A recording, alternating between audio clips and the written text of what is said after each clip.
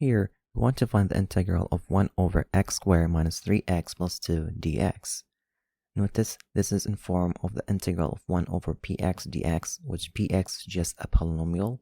To be able to use the table of integration, first we have to factor that polynomial, rewrite it. So first, I'm going to complete the square. If I'm not successful, I'm going to try to factor that. So this is the polynomial we are talking about.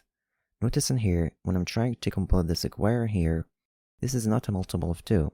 Therefore, I will just go ahead and factor it. So to factor this polynomial, I want to find two numbers that when I multiply them, it's going to result in 2.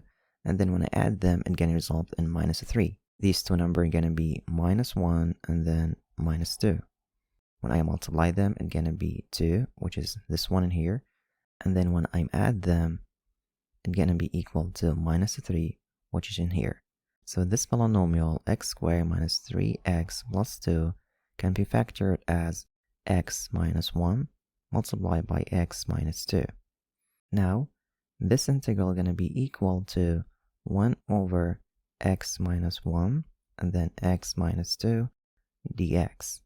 Now we can use the table of integration to find this integral.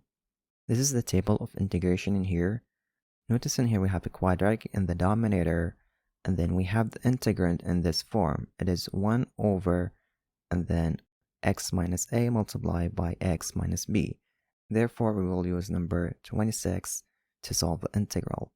This is 26. First, to use this one, we have to determine what is a and then what is b. You can notice here, a going to be equal to 1 and then b going to be equal to 2. Now we can use the antiderivative to find the integral. That's going to be equal to 1 over a minus b, 1 minus 2, and then natural log of x minus a, so that's going to be x minus 1, and then minus natural log of x minus b, and b is 2, and then plus the constant. Now let's simplify. Let's look to this one in here. This is going to result in 1, and then 1 minus 2 is minus 1, which equal to minus 1.